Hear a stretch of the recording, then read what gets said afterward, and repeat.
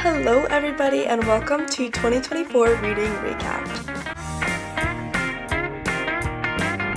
So at the beginning of this year, I made a challenge for myself to read 2 books every month to really kind of like expand my mindset and become a more knowledgeable woman, and I completed my goal, yay. And I added some actually, so I read about 26 books this year.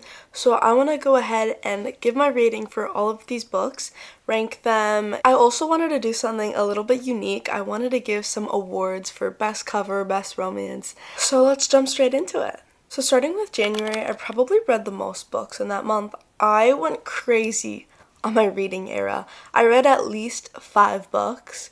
And I just could not stop reading. I was going like boom, boom, boom, 1 book a week. Also, side note, I was wondering what you guys think of my hair. I re-dyed it recently, as in yesterday, and I got it like back to my natural color. So I'm wondering, does it look good on me? Is this the look? But let's jump right into the numbers, why don't we? The very first book I read as of 2024 was, drama please, A Good Girl's Guide to Murder, and I absolutely loved this book. I read it in like 4 days. Once I picked it up, I could not put it down, and I've had this on my shelf for like 2 years because my parents thought it'd be something bad, but I started reading it and it got so good. This author has to be some sort of like mastermind or something, because the way these plot twists just like kept popping up and kept me on my toes, man. This book is a 9 out of 10 and it was so good. It was a great way to start off the year with a bang. The second book I read this year, I wanted to do a shorter one, so I went with The Diary of an Oxygen Thief by Anonymous. I started reading this one because everyone started talking about the first line, which is kind of like sauce. It says, "I like hurting girls," which is kind of suspicious, not gonna lie, like not too much now. But I started reading it and I didn't really like it. It's a main character that you don't root for. And I guess that's kind of the whole point of this, and that's why the author made themselves anonymous, because they didn't want you like judging them, I think. This one is a 5 out of 10. Don't really recommend reading this. The next book I read was an audiobook, and this was actually sort of the time that I started getting more into audiobooks that my dad introduced me to. And so this one is called The Miracle Morning by Hal Elrod, and it's kind of about how you should wake up at 5 a.m. and wake up earlier to kind of get more with your day. And after I read this book, I started waking up at 5 a.m. and I was like on top of my game. I was that it girl.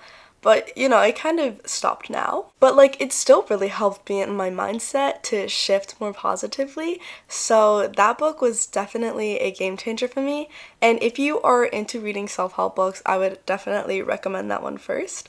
So I give that one a solid 8 out of 10. Coming in at number 4 is the first school book I read for the year, and it's called The Complete Persepolis.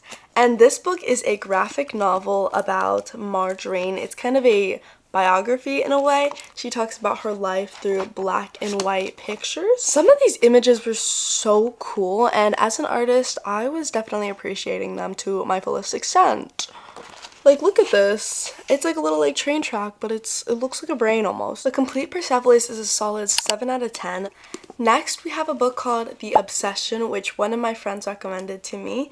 And it's kind of about a stalker story between a girl and a guy, and they both have secrets, and they both have their own little things that they're hiding from each other.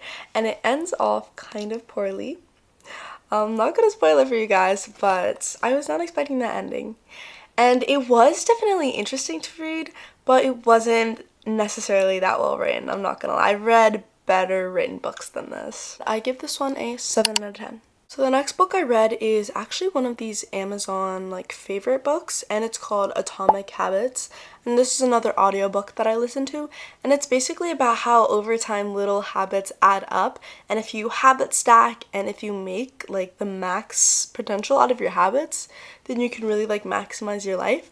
And I found it like pretty interesting, just not necessarily something I think I'll be using in my life, because personally like I just have my own system and I don't know if that will necessarily like help me out, but I'm sure it's helped a lot of people out because it's like the #1 book right now.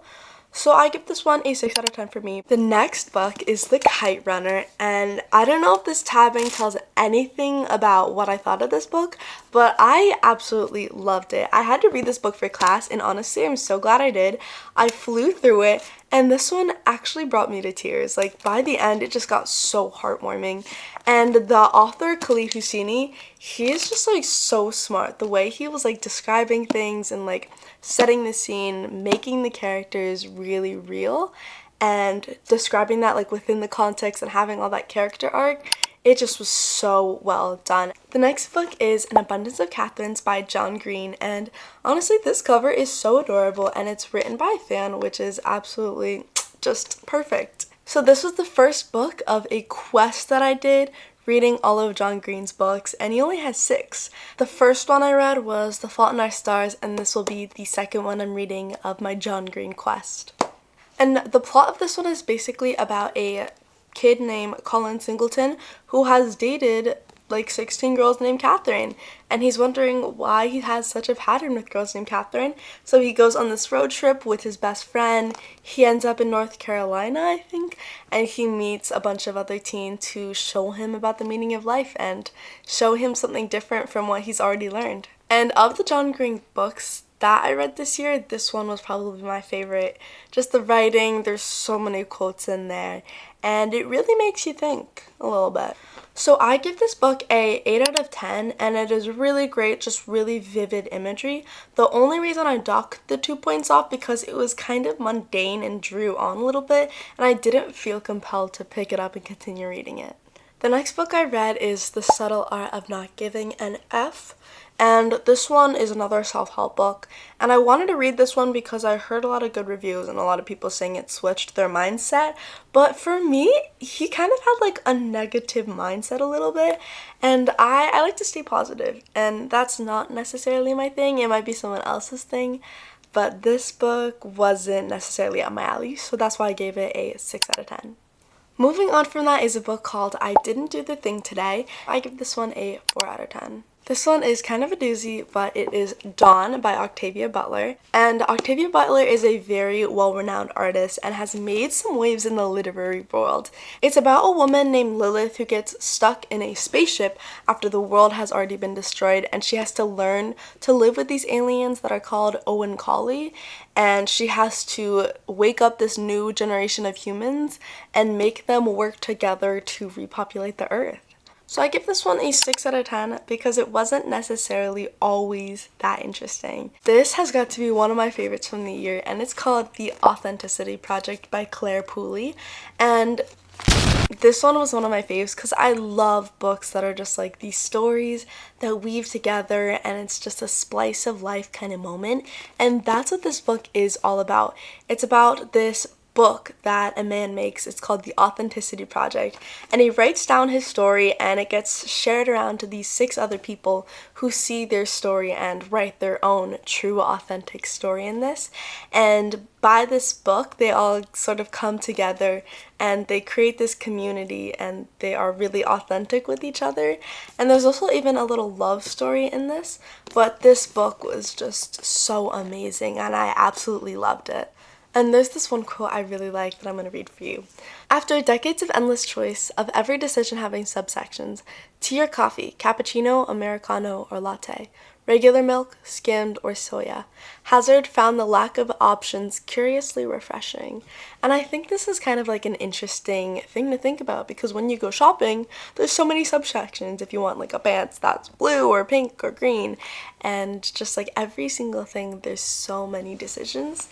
And for this decision, he had no subsections, and I think that's pretty cool. Alright, the next book I have is called The Overthinking Cure, and this is another self-help book. I found this one off Pinterest as well, whoop-de-doo, and I thought it was interesting because there were some quotes that I saw that looked kind of cool, kind of philosophical and meaning of life type beat, but like these words are just so big, and not that that's a bad thing, but it was just like very sparse and there wasn't necessarily that in-depth of advice. It was just kind of like, keep a positive mindset, don't think negatively, and honestly didn't like that much. I give this one a solid 2 out of 10 maybe. Alright, here is the next John Green book, and it is Turtles All the Way Down.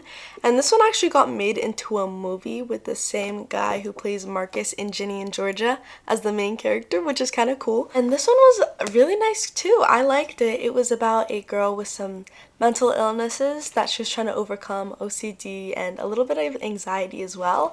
And she is on a journey to discover what happened to a billionaire's dad, who's her friend. I mean, John Green does a really good job of writing young, coming-of-age novels, and this was no different.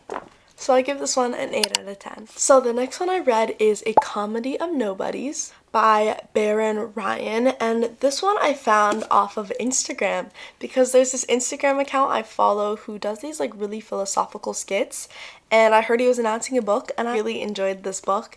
And the quotes that were in this book, I kept thinking about them for a long time after that. They were just like present in my mind, and whenever I was like walking somewhere or driving, I would just be thinking about like some of the things in this book. And basically what it's about, it's like 5 or 6 short vignette stories, and they're not necessarily connected in a way, but they're also like going through the months, and it's like just stories of what has happened in people's life. So I give this one a solid 8 out of 10. Alright, now we have The People We Meet on Vacation by Emily Henry. This book was pretty strong, and I loved the little excerpt on the back. I read this one in like maybe 2 or 3 weeks. It did take me a little bit to get through, but I enjoyed it. It was basically this road trip between these 2 best friends that are road tripping after a while, after they kind of had a falling out. And it shows us snippets of their past trips and how their friendship came to be in an unconventional way. It was really fun, lighthearted read, and had some good romance in it, so I give this one a 7 out of 10. Now we've got Paper Towns by John Green. This one is a signed copy, and I can't believe I found this. I went to Pittsburgh and I found this in the store, and I knew I had to get it as my next read. But this one is set in Orlando, which I thought was really cool because I live in Orlando. So a lot of the places they went to, like downtown Orlando, SeaWorld, Disney, I've been there before. And some of the places they were mentioning, I know those names. So I just like really connected to this book on a personal level. And I found just like the mystery of it all and the fact that she just randomly disappears really interesting. So I'm gonna give this one a 9 out of 10 because I really enjoyed it. Next, we got Animal Farm by George Orwell. This is a classic, and I just knew I had to read it eventually at some point in time, so I was like, well, might as well do it now. And it's really interesting. I loved it. It had a lot of like allegory, and it has a really interesting perspective on like communism and like the political landscape kind of. I'm giving this one a 10 out of 10 because it kept me entertained, but it also was like a literary classic, and it was really well written too.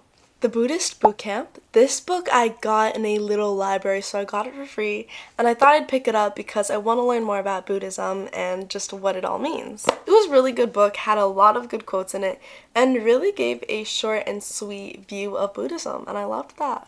This one is a 9 out of 10. This one I read right at the tail end of summer, and it is A Crown That Lasts. This one is by Demi Le Thibault, I believe. I don't know if I'm saying that correctly. Basically about how she went about dealing with Miss Universe being ending and her reign being ending, and how she figured out what to do with her life after that spotlight kind of got taken off her. There was a little bit of religious commentary in here as well with her relationship with God and Christianity, I believe. This one, I give it a 6 out of 10 because I don't know if it was necessarily for me. Alright, keeping on with my John Green saga is The Anthropocene Reviewed, and this is a series of essays kind of about the Anthropocene, about the world, kind of told with a personal perspective. I would read it every night before bed and I'd fall asleep thinking about the Anthropocene, and I loved that. So I give it an 8 out of 10, and I also tabbed it up hella, so there's a lot of interesting facts in here that I may or may not be using in my daily life. Now we have 84 Charing Crossroads, which I had to read for my English class, and it's about these 2 correspondents between a woman named Helen and a bookstore in London, and it's about like the relationship growing over time and developing and them gaining a special connection in a way. And it was kind of interesting, but also like didn't really need to be a book. you know what I mean? So for that, I give it a 5 out of 10. Next we got Looking for Alaska. And this was one of the last John Green books I read, and I think this pretty much finishes off the series for me. So this one is kind of an interesting take at before and after a very serious plot twist event, and it's about another coming of age story, and it's a lot about death, friendship, trials, and the tribulations of high school. So this one is a 6 out of 10.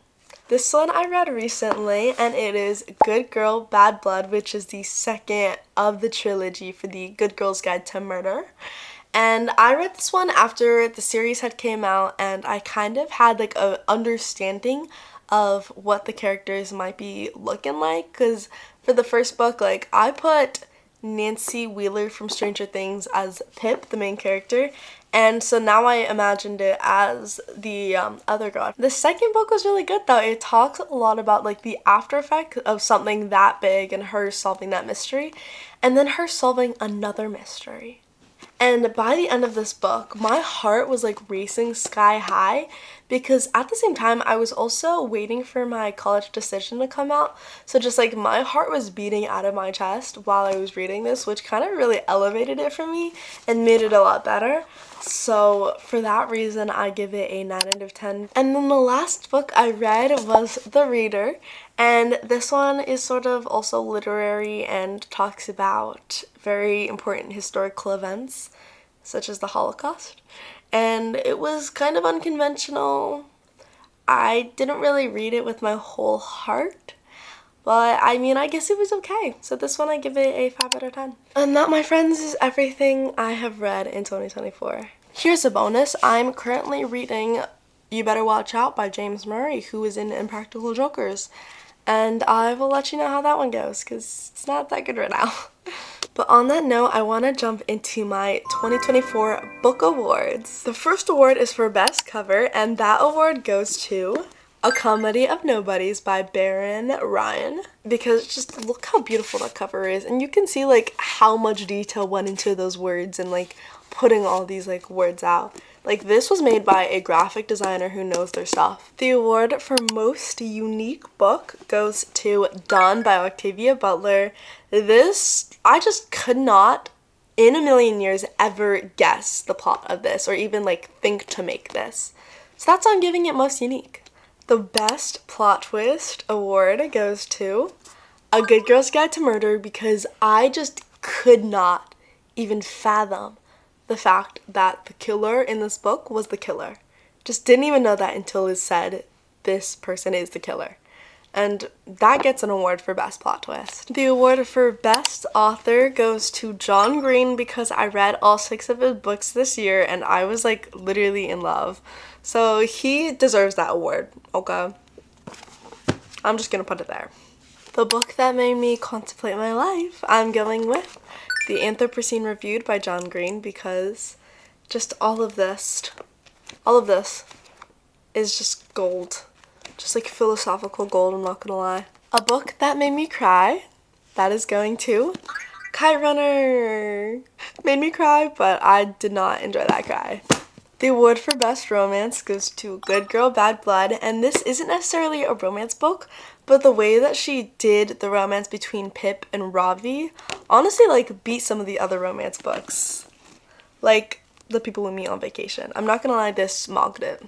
Alright, now we're getting to the big ones. I'm gonna go for the worst book of the year, and this book, do not recommend, don't read this, literally a waste of time, and I was like gagging in my mouth as I was reading this. I was gagged. And this book is The Diary of an Oxygen Thief. Absolutely hated it. And that's going on the bottom of my pile. And then the award for the best book of the year that made me laugh, made me cry, and made me think about it for like years and years and decades after is The Authenticity Project by Claire Pooley. I really want to read more of her books because this one just was so amazing.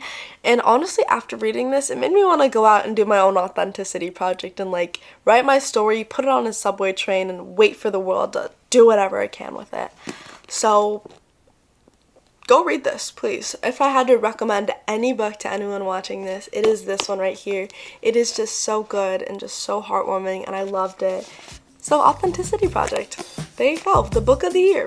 And that is all. Thank you so much for watching. I hope you enjoyed this video. And with that, I'll see you on the flip side. Bye!